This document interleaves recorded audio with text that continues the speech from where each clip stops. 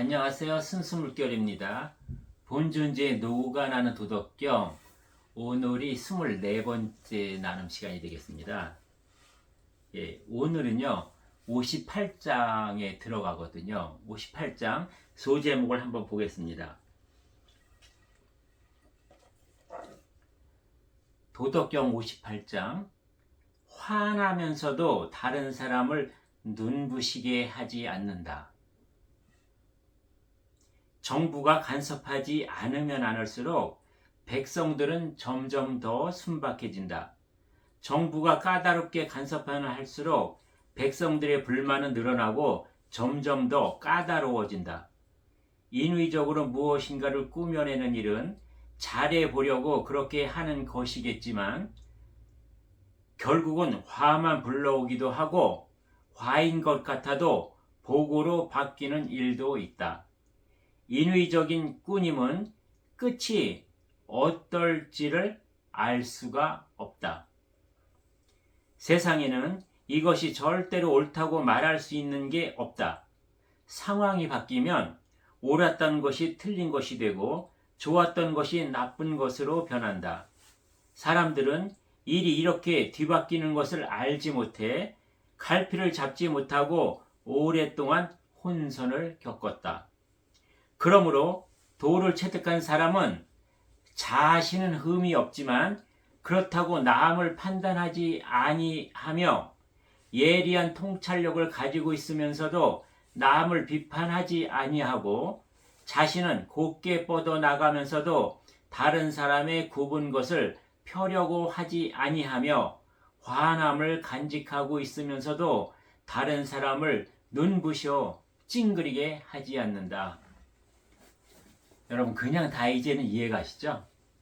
도덕경이요 점점 뒤로 갈수록 이렇게 부원 나눔이 특별히 필요 없이 아주 상세하고 이해하기 쉽게 풀어져 있거든요. 특히 이 도덕경 한자가 그렇게 쉬운 게 아니라 지금 이 도덕경을 마음으로 읽는 도덕경 이 책을 집필하신 정창영님이 굉장히 잘 풀어놓으신 것 같아요. 그래서 우리가 지금 나눔을 쉽게 할 수 있는 거거든요. 지금 결국은 58장에서는 무엇이죠? 내가 화나면서도 나는 지극히 밝으면서도 다른 사람이 눈부시게 하지 않는다는 거 뭐죠? 내가 화난 가장 큰 지혜가 들어있고 가장 큰 덕이 들어있고 어떻게 말로 형용할 수 없는 사랑이 분출되고 있음에도 불구하고 요란스럽지 않다는 거죠. 티나지 않는다는 거죠. 은은하게 내면에서 내 자신을 밝히는 것만으로 지극히 만족해요. 도를 체득한 사람은요. 그러니까 나만 밝히고 있는 것에 지복한다는 거죠. 지극히 만족하기 때문에 구태여 나를 드러내서 남에게 인정받기를 원한다거나 나를 자랑하려고 하지 않는다는 거죠. 이것을 지금 여기 하고 있는 거죠. 그래서 여기가 뭐예요? 58장 시작도 정부를 지금 얘기하고 있잖아요. 그래서 전에도 말씀드렸지만 이 도덕경은 어떤 한 집단, 단체, 나라 등의 어떤 수장들이 꼭 필독서로 읽는 것만 아니라 뭐라고 할 거예요? 필흡력? 나의 본형 본존재에 집어넣어야만 하는 그런 가르침, 하늘의 진리라는 것이죠. 네. 그러면 59장 또 한번 들어가 보겠습니다. 59장 소제목, 아끼는 것처럼 좋은 것은 없다. 백성을 다스리는 일에서나 하늘을 섬기는 일에서나 필요 없는 언행을 삼가며 아끼는 것처럼 좋은 것은 없다. 아낀다는 것은 단순한 삶으로 돌아간다는 뜻이다. 단순한 삶으로 돌아간다는 것은 내면에 온전한 힘인 덕을 쌓는다는 뜻이다. 내면에 온전한 힘인 덕이 쌓이면 어떤 어려움도 이겨낼 수 있다. 이겨내지 못할 어려움이 없다면 인간적인 모든 한계를 극복할 수 있다. 인간적인 한계를 극복할 수 있는 사람은 나라를 다스릴 수 있다. 그런 사람이 나라를 다스리면 나라를 오래 지켜나갈 수 있다. 이것이 한 나라의 뿌리가 깊이 내리고 든든히 서는 길이며 그 성취가 영원히 계속되는 길이다. 즉 뭐죠? 한 나라의 지도자는, 한 나라의 수장은 어떤 존재가 되어야 한다? 내면에는 도가 들어있는, 도를 아는, 도의 이치를 따라서 살 수 있는 그런 존재, 그것이 밖으로 표출돼서 말과 행동과 여러 가지 것들이 실천으로 이루어지는 더, 이것을 겸비한 자라야만 한 나라의 지도자, 한 종교의 지도자, 또 뭐예요? 어느 단체의 수장이 될 수 있다는 거죠. 그래서 덕이 없는 나라, 덕이 없는 사람이요, 나라를 다스리면 그 백성들을 늘 휘청거려요. 두 다리가 멀쩡하고 두 팔이 멀쩡한데도 매일 절름발이 인생을 살게 만든다는 거죠. 누가요? 어느 한 나라의 수장이 도와 덕을 모르는 인간의 욕심으로 가득 찬 자가 그 자리에 앉으면 그 밑에 있는 모든 백성들은 늘 바람에 흔들리고 늘 휘청거리고 늘 절룩거려서 아플 수밖에 없다는 것을 지금 도덕경 59장에서는 말씀하고 계시는 겁니다. 그러면 도덕경 60장을 또 들어가겠습니다. 도덕경 60장. 뒤적거리지 말고 그냥 내버려 두어라. 큰 나라를 다스릴 때는 작은 생선 조리듯이 하라. 뒤적거리지 말고 그냥 내버려 두어라. 건드리면 건드릴수록 부서져 못쓰게 된다. 세상을 도로 다스리면 귀신들도 조화를 부리지 못한다. 귀신들이 조화를 부리지 못한다 함은 귀신들이 힘을 잃는다는 뜻이 아니라 귀신들조차 순화되어 사람을 해치지 않는다는 뜻이다. 여러분, 세상을 도로 다스린다는 건 뭐죠? 세상을 누가 만들었어요? 보이지 않는 하늘 아버지가 보이는 것으로 나타나 있는 이 형상이 뭐죠? 물질 에너지, 보이지 않는 비물질 에너지가 온통 물질 에너지로 일부분이 보여서 나타난 것이 이 세상이란 말이에요. 그럼 세상이 만들어진 것이 보이지 않는 도, 하늘 아버지 뜻, 설계도죠? 우리 자동차가 여러분 설계도대로 프로그램대로 작동이 되고 운영을 하고 내가 운전을 해야만 오래 탈 수 있죠. 안전하게. 그래서 내가 살아가는 것, 그리고 어느 한 단체를 이끌어가는 것, 어느 한 나라를 이끌어간다는 것은 뭐예요? 도로 다스려야 하는 거죠. 세상의 움직임은, 활동은 대자연, 대우주 하늘아버지의 이치와 원리와 섭리, 그것으로 다스려야만 한다는 거죠.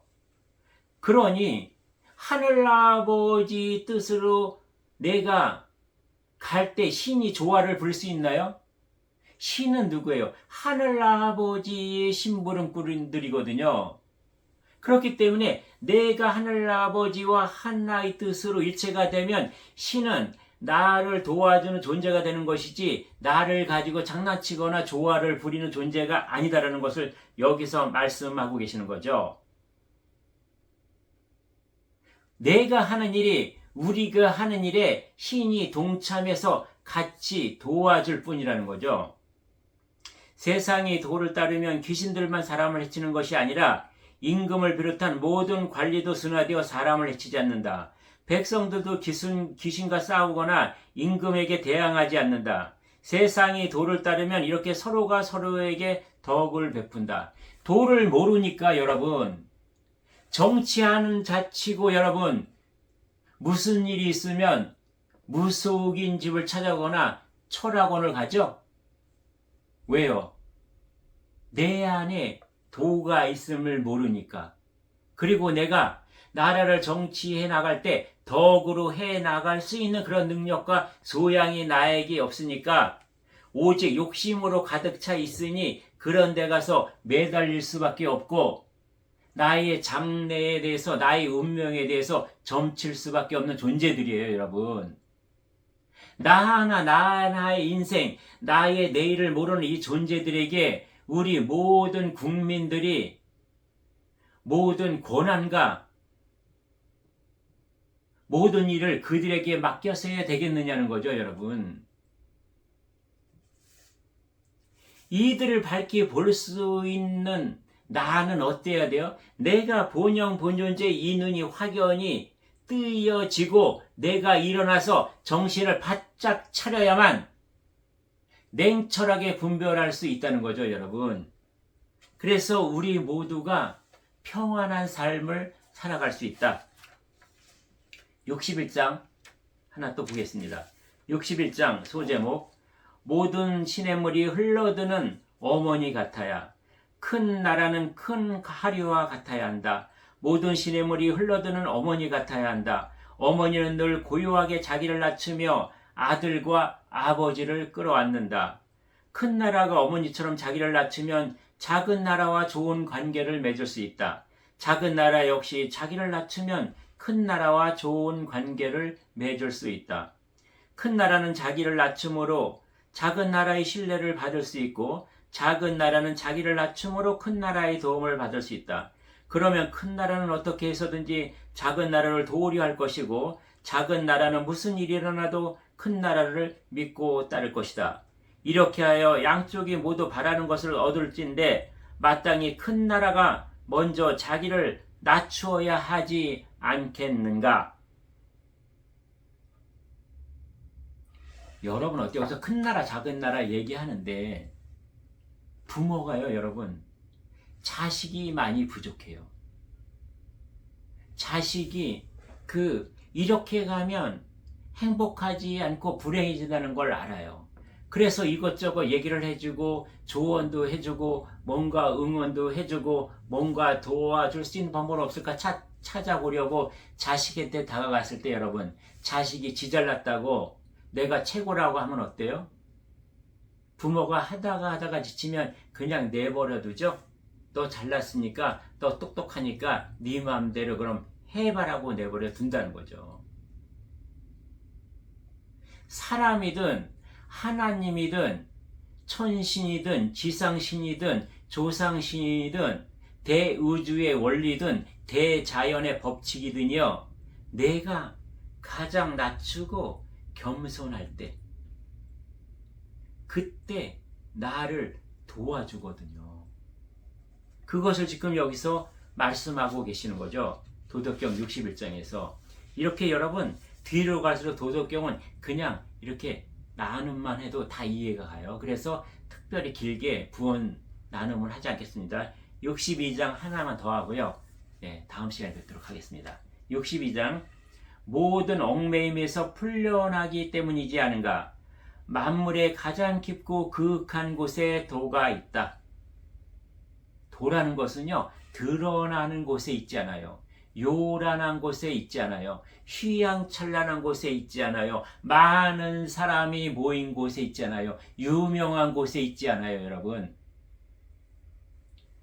도를 따르는 사람에게는 보물과 같고 따르지 않는 사람일지라도 지니고 있다.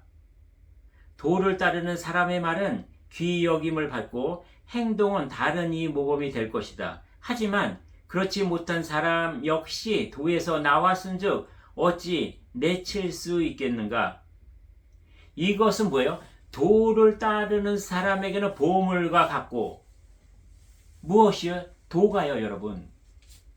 도를 따르고 도를 체득한 사람은 그 도를 알기 때문에 나의 본영 본존재가 보물이라는 것을 알죠.